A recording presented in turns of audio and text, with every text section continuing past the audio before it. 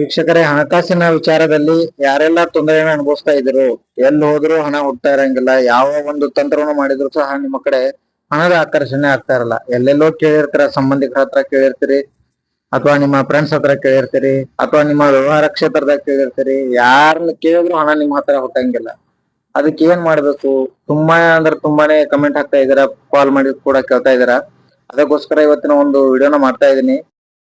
ಹಣದ ಅವಶ್ಯಕತೆ ಇದ್ದವರು ಕಂಪಲ್ಸರಿ ಈ ಒಂದು ವಿಡಿಯೋನ ಪೂರ್ತಿಯಾಗಿ ನೋಡಿ. ಹಣದ ಪ್ರಭಾವ ತುಂಬಾನೇ ಶೀಘ್ರದಲ್ಲಿ ನಿಮಗೆ ದೊರೆಯುತ್ತೆ ವೀಕ್ಷಕರೇ. ಎಲ್ಲಿ ಕೈ ಹಾಕ್ತಿರೋ, ಎಲ್ಲಿ ಬಾಯಿ ಹಾಕ್ತಿರೋ, ಯಾರನ್ನ ಕೇಳ್ತಿರೋ ಅವರು ನಿಮಗೆ ಹಣ ಕೊಡುವಂತ ಒಂದು ಶಕ್ತಿ ಈ ಒಂದು ಸುಲಭ ತಂತ್ರಕ್ಕೆ ವೀಕ್ಷಕರೇ. ಸೊ ಹಾಗಾಗಿ ಯಾರೆಲ್ಲ ಹಣದ ಸಮಸ್ಯೆಯಲ್ಲಿದ್ದರೋ ವಿಡಿಯೋನ ಪೂರ್ತಿಯಾಗಿ ನೋಡಿ ಮತ್ತು ಇನ್ನೊಬ್ಬರಿಗೆ ಶೇರ್ ಮಾಡಿ. ತುಂಬಾನೇ ಉಪಯೋಗ ಆಗುತ್ತೆ ವೀಕ್ಷಕರೇ.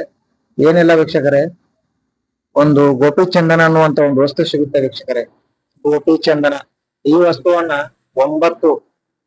ಒಂಬತ್ತು ಪೆನ್ಸಿಲ್ ತರ ಇರುತ್ತೆ. ಅದು ನೀವು ಗಂಟಿಗೆ ಅಂಗಡಿಯಲ್ಲಿ ಹೋಗಿ ತೆಗೆದುಕೊಳ್ಬಹುದು, ಸಿಗುತ್ತೆ. 9 ಪೀಸ್ಗಳನ್ನ ತೆಗೆದುಕೊಂಡು ಬಂದು ಅದನ್ನ ಹಳದಿ ದಾರದಿಂದ ನೆನಪಿಟ್ಕೊಳ್ಳಿ. ಬೇರೆ ಯಾವುದೇ ಕಲರ್ ನಡೆಯಂಗಿಲ್ಲ. ಹಣದ ಆಕರ್ಷಣೆ ಆಗ್ಬೇಕಂದ್ರೆ ಹಳದಿ ಬಣ್ಣದ ದಾರ ತುಂಬಾ ಹೆಲ್ಪ್ ಮಾಡುತ್ತೆ.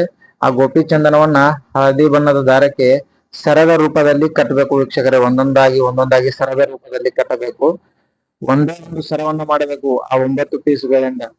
ಆ ತರ ಒಂದು ಸರನ್ನ ಮಾಡಿ ನಂತರ ನಿಮ್ಮ ಮುಖದ ಮೇಲಿಂದ 11 ಬಾರಿ ಇಳೆ ತಕ್ಕೋಬೇಕು. ಇಳೆ ತಕೊಂಡ ನಂತರ ಅದನ್ನ ಬಾಳೆ ಗಿಡಕ್ಕೆ ಹೋಗಿ ಕಟ್ಟಿ ಬರಬೇಕು ವೀಕ್ಷಕರೇ. ಅದು ಯಾವತ್ತು?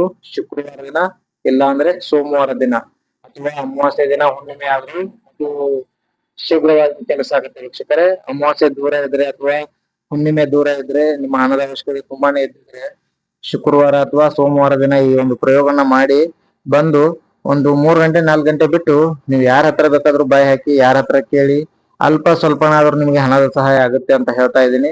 ಯಾರು ಕೂಡ ಮಿಸ್ ಮಾಡಬೇಡಿ. ಹಣದ ಸಮಸ್ಯೆ ಇದ್ದವರು ಸುಲಭವಾಗಿ ಒಂದು ತಂತ್ರವನ್ನ ಮಾಡ್ಕೊಳ್ಳಿ ವೀಕ್ಷಕರೇ.